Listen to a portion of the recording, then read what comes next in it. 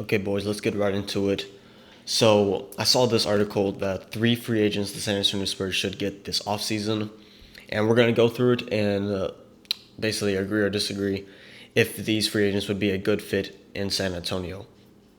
So, my take on the Spurs free agency as a whole, I think they should be conservative.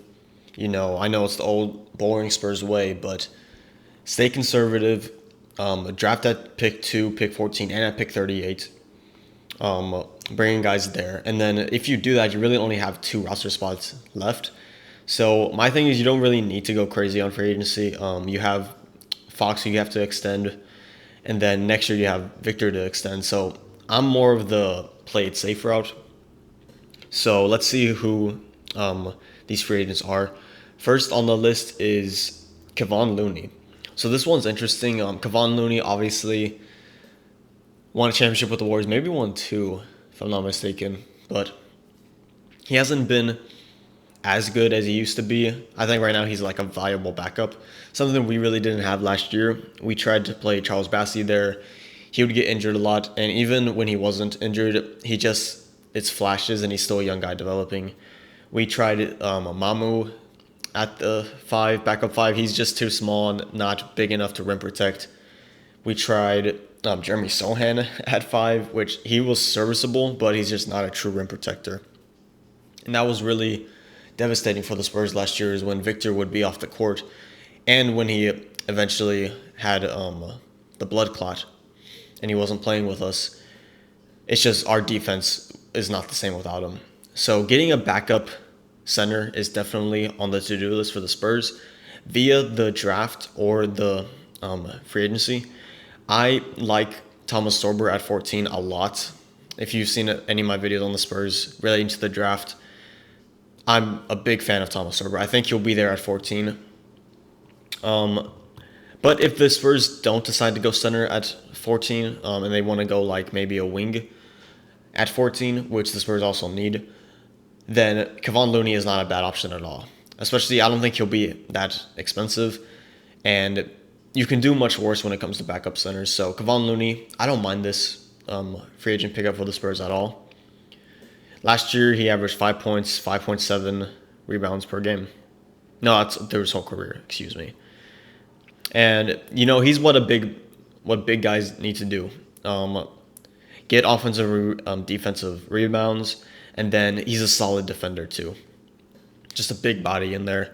And so I think he'd be cool to add to the Spurs. The second player that the Spurs should look to, according to this article, is the Grizzlies guard Luke Kennard. Now, Luke Kennard, played at Duke and was pretty decent at Duke. Was an elite three-point shooter, still is to this day. I think he shoots over 40% through his career. And so, yeah, we definitely do need three-point shooting. I know that was a concern. Last year we shot a lot of threes, but we also did not make a lot of threes. I think part of that was lack of any other offense that we could generate. Whether it was Victor when he was on the bench or whether it was Victor when he was just inconsistent some nights, because there were some nights he would drop 30 points. And there are other nights where he only dropped like 13, 12 points. And that's just what comes with being a young player and a unicorn like himself, where I think him and the Spurs are still trying to figure out what's the best way to use him offensively. Because defensively, he's always going to be that guy. I guess the only question for defenses is whether he wants to play center or power forward, whether you want him to roam or whether you want him on the centers blocking up the paint. Either way, we definitely could use some three-point shooting on this team, especially if we draft Dylan Harper at 2. I don't think Dylan Harper will be that bad of a shooter in the NBA. I think he'll be better than a De'Aaron Fox. I think he'll be better than Stephon Castle. I don't think he'll ever be above average. I think his ceiling is average, and he probably will be like below average. But it's not the worst. He can still be serviceable at the three-point line. We have guys like Champagny who shot the ball pretty well at the three-point line. Harrison Barnes was really elite last year, especially in the corner. And then we also have a guy on the bench who didn't get much playing time last year called Malachi Branham, who I'm still really high on. I just don't think he's had the opportunity. I feel like he's gotten lost in the Spurs roster and the rotation. But he's a really good three-point shooter too.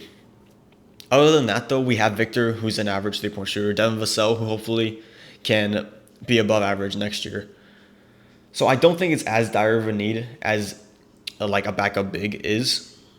And if you get Luke Kennard, you're adding another guard slash wing when the Spurs have plenty of guards and undersized wings. So on this, like he doesn't fit exactly. So I would say no to Luke Kennard unless we get rid of someone like Keldon Johnson, because in that case there would be a spot available for him, and then you can bring him in to just do his thing, shoot threes like Champagnie did for the Spurs last year. And then the final player on this in this article is Torrey Craig. Torrey Craig is an interesting one because from what I know of him, he's not a guy that's going to blow you away with stats. He's a pretty good defender. He's also older. I think he's like mid-30s at this point. So I don't know why the Spurs would go after Torrey Craig. In this article, it says that basically, yeah, he hustles. He's 34, and he is just a chippy guy on defense and a guy who can be that guy off the bench.